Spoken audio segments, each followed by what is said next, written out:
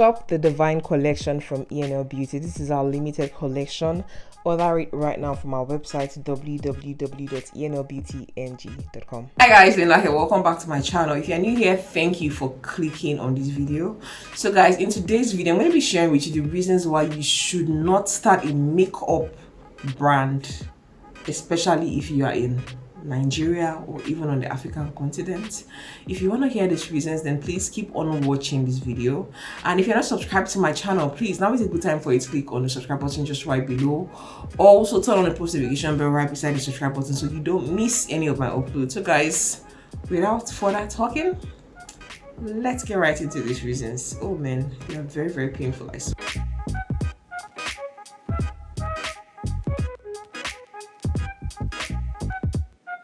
First reason why a makeup brand would fail is you did not do your due diligence. You did not do enough market research to see if there's actually going to be a demand for your products. You did not do enough research to find out if your product is actually going to solve a problem. Because if your product doesn't solve a problem, if your product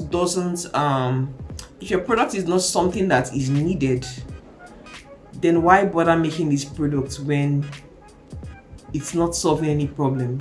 Obviously, there won't be any demand for it. So you want to make sure that you do some sort of market research to see if by the time you put out this product in question, is it a product people are going to care about? Is it a product that actually solves a particular need for people? Is it something that it improves on something that another brand has done but just didn't do well?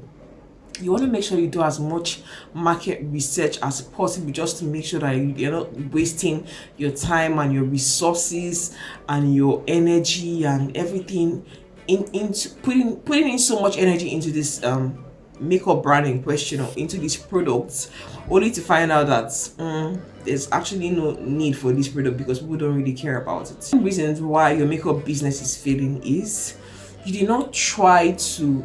Of course, this also leads into like the first reason, which is you did not do enough market research and there was no demand for your products. If there was a demand for your product before you even created that product, you should have probably gotten something like an email list of people who will be interested in these products in question. And that's something most but I call it like influencers tend to start, like makeup brands tend to do.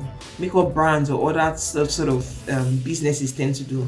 What they tend to do is they try to start something like an email list. They collect people's emails, and when they collect these emails from people, they're able to maybe send them publications, ask them questions, get feedback from them just to know what people might be interested in or what they might want. So by the time you've collected email list and able to get feedback from as many people as possible, you then know, okay, if I was to release this product in question, do I have a ready market that are going to actually take up this product? Like, how much demand will there be for this product? You don't want to be in a situation whereby you make 10,000 pieces of a particular product and you don't have 10,000 people to buy it. You probably have just 10 people to buy it. So then why invest so much money into a product that people don't care about? So you want to just make sure you collect as much emails as possible. Like, you want to plan the launch of your products. If it's possible to plan the launch of your product years ahead, please do so, because you don't want to be in a situation where you make a product that people don't care for. It should just be a bad investment of your money and your time. So guys, the third reason why makeup brands tend to fail is the price of your product. Guys, you cannot come to Nigeria and say I'm going to sell an eyeshadow palette for 10,000 or 15,000 naira. People are not going to buy it. Only very few people are willing to spend that amount of money on a single eyeshadow palette, because truly, let's look at it like most of the population live below and less than 100,000 naira on a monthly basis, and you now expect the same person to bring out, let's say, 10,000 naira to buy an eyeshadow palette. People will not buy your product if your products are overpriced. Even if the quality of your product is really, really bomb, they will still not buy, because man, you just can't afford it. Or they just feel like, okay, you're a new brand and you haven't even done, they don't really know much about you for them to invest that much amount of money into what you are selling. And if you're somebody that was more like a celebrity or somebody that was more known, maybe you can do that, you can pull that off for a while. But let's be very honest, I've seen celebrities that have come out with makeup brands in Nigeria, but their brands have not taken off. Why? Because they came out with these products and the prices were very high. So the price point of a product really plays a very, very critical role when you're trying to get into like the makeup business in Nigeria. Because let's look at something like what the Ezekiel brand did. So we've had Zaron over the years. Zaron was some sort of affordable. Zaron came in after like Thara. Thara was like the king of like the makeup industry in Nigeria. And then all of a sudden Zaron came out, and Zaron was, I think, more affordable than Thara, or maybe slightly like around the same price. Zaron had like a wide variety of products. Their products tried to, they sort of differentiated themselves from Tara, and for that reason I think people really vibed with Zaron Cosmetics. And then Zaron also worked with like celebrity influencers like Rita Dominic, and I think they were doing some other things like pageants and all that just really got people's attention on their brand and all. So the moment Ezekiel came on board, Ezekiel is another makeup brand. The products, Ezekiel products, they're like very, very, very cheap.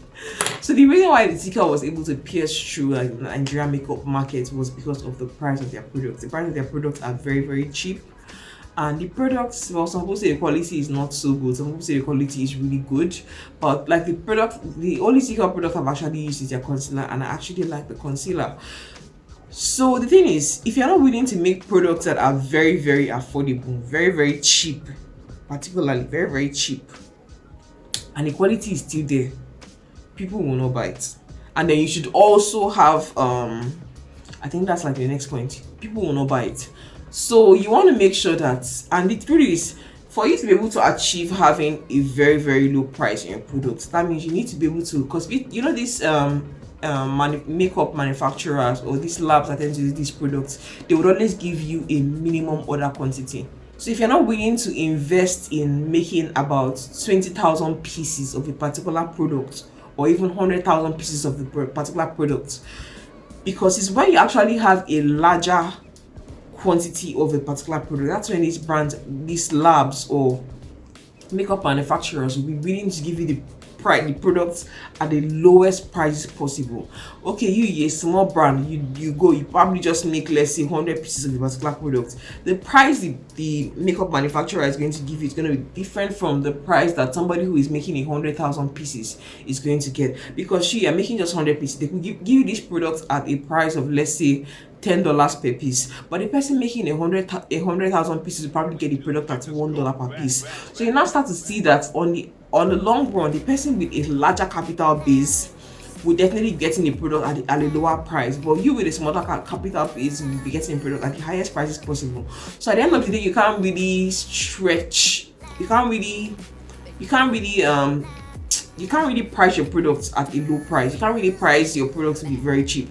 But the bigger brand that has a huge capital base will be able to price their product at the lowest prices possible. And because the products are the lowest prices possible, they will definitely sell it out quickly, because there's going to be demand for the product because it is affordable. And then hopefully also the product in question is good quality, because you don't want a situation whereby you make so much product because you think, okay, it's affordable, it's also, and you forget that the quality of the products might be crappy. For that reason, people will still not buy. So you want to make sure you have a product that is affordable and the quality is also still there. Fourth reason why your makeup brands tend to fail a lot in Nigeria is marketing. Guys, if you don't have a huge budget for marketing, yes, I know you probably invested somewhere around $10,000 into your makeup business, or $5,000 or $2,000, $50,000. If you don't have an extra $10,000 for marketing, influencer marketing, let's say billboard marketing, like social media marketing, paying these influencers, if you don't have a budget for these things, your makeup brand will not be known. Your makeup brand will not be, it won't be in high demand. It's because the truth is, you can have very, very good quality makeup products, but people will not be reaching for it because people just don't know about your brand. People just don't know if they can trust you to give them, trust the product in question. Even when they see that this product seems to deliver on all of what it like you promise, like in terms of, okay, this is eyeshadow pigmented, at least the gloss is really nice and easy to apply and all of that, people will still not be willing to invest because they feel like, okay, why are their favorite influencers not talking about this product? Why is the celebrity not talking about this product? Why am I not seeing people that do their makeup and tag brands? Why are they not tagging your product and all of that? Like, you want to make sure you invest a lot of money into marketing. And honestly, if you don't have that money to market your products, don't even bother. If you're not willing to spend so much into the marketing of a particular brand or building a brand, don't even bother, because you can have a very high quality product, but it is still not be getting sales because people just don't know. Like for me, I have very high quality eyeshadow palettes, but these products are not highly demanded because most people don't know about it. And even when I'm always like pushing this product on YouTube, okay, when I'm filming my videos, oh, buy this palette, how many people from YouTube have actually bought this product? Most people are not, because they feel like, okay, their favorite influencers, their favorite beauty gurus are not talking about this product. So for that reason, they will still not buy, because you just haven't marketed the product enough. Let's look at the brand like Fenty Beauty. When Fenty Beauty wanted to launch, Fenty sent PR to lots of these influencers. Like they had like an event where these influencers could come in and test this product and get free samples and all of that. For a small brand, you might not have the capital to be able to do like an event for influencers to come in and just eat, test your products, get free samples and all of that. You might not have the capital base to do that, and for that reason, it might just not be your brand might just not take off for that reason. So making sure that you have the capital to fund marketing your products is even more important than the capital you have to actually produce the products, because marketing is king. In any business you do, you can have the most amazing products, but when these products are not in the eyes of everyone, people will just not buy. The 6th reasons why your makeup brand might not pick up is because you are still making palettes that are very big. Guys, we are at that point where girls these days don't even want to carry big makeup products anymore. Like for me, I have palettes. I think I should get my palette and show you guys. So I have 2 eyeshadow palettes. With this small palette here, I felt like I did a really good job with this palette. It's small, it's portable, it's something that people can easily just, put in their makeup bag and all. But guess what? I still had complaints with this small palette. Why? Because they said they want something shorter. They don't want something as long as this. So you now start to see that the size of your product actually matters, because girls want something that they can easily put in their makeup purse. They can easily put in a small handbag that wouldn't occupy so much space.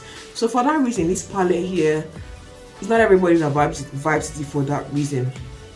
So you want to try as much as possible to have palettes that are probably like square shaped, is smaller, has even the eyeshadow pans are even smaller, and they just get a whole lot of color options in that very small palette. So having those kind of small palettes would really help, because people don't want to have to work with palettes that are that are this long. But if you like something like this, then probably reach out to me, or just check out this palette on our website. It's very affordable. This retails for 2,500 naira. So if you want to purchase this palette, you can get it from our website. So I've had complaints with the size of this palette, and I've also had complaints with the size of this palette right here. Most definitely, you guys know that eyeshadow palettes are at times 2 the size of this, they're even times 3 the size of this. But then for a regular person, you can see that this palette here has like varieties. The colors are pigmented. They're like, this palette is a dream. Like, it's any makeup lover's dream. Despite the fact that you have a palette that has these rich colors, these rich varieties, even has an eyeshadow, a mirror in it, and it's just really durable and all. Like, the palette doesn't just open on its own, because it has this magnetic thing that kind of holds it together. You can have a really good palette like this, but because, let's say, for a regular girl, she feels like this palette cannot fit into her makeup bag, she will not be willing to buy, because she feels like, why buy a palette that can enter into my makeup bag? It's just make it difficult for me to move around with it. So you want to just make sure that you pay attention to things like the size of your product, because portability is very, very important right now in makeup, because people just want to be able to move around with their stuff easily without having to think about, oh, I can't fit this into my makeup bag and all of that. So you just want to make sure you pay attention to the size of your products. Having minis are very, very important right now, because men, girls just want things that are smaller. The final reason why your makeup brand might be failing or might be struggling is lack of consistency. Yes, I've seen that there are lots of makeup brands that have come into the Nigerian market, but when you look at their social media, you just start to see that, okay, maybe most of these brands are no longer posting like they used to. Because I think yesterday I was looking at this brand, Mood Beauty. I just saw that maybe their last post on Instagram was from months back, like months ago. So I now began to wonder, like, these guys have really bomb eyeshadow palettes, though their eyeshadow palettes are kind of like on the pricey side. Or even somebody like BM Pro. I don't know if you guys know Banke. Like, she's like a very big makeup artist in Nigeria, at least was. She has a makeup brand, but this brand sort of is not even a brand that is really like in people are really reaching for, probably because she hasn't really invested a lot into maybe influencer marketing or celebrity marketing, or just like, you know, putting a brand on people's faces. So you just start to see that if you're not consistently trying to push your brand, if you're not consistently putting in the work into advertising your brand, marketing your brand, making sure people know about your brand, knowing that you're out there, then most definitely your brand will probably never speak up. For me right now, like, I really don't know if I'm even willing to continue investing in like makeup, because I feel like ever since the whole global pandemic thing happened, people's demand for makeup has sort of changed. People are not willing to invest so much into makeup like they were like years ago. Cause man, the makeup business right now has sort of become very, very tricky. So the thing is, if you still feel like you want to start a makeup brand in 2022 and beyond, and you're not willing to invest in like your brand, your marketing, your product size, the PR, like the marketing of your product, paying influencers and all of that, like, you definitely struggle. So just really think about it very well. Consider it before you, like, you know, get into investing in a makeup brand. But anyways, guys, if you feel like it's something you were called to do and you really need to do it, because if you don't do it, you will probably feel like you haven't really lived a full life, please go ahead and do it.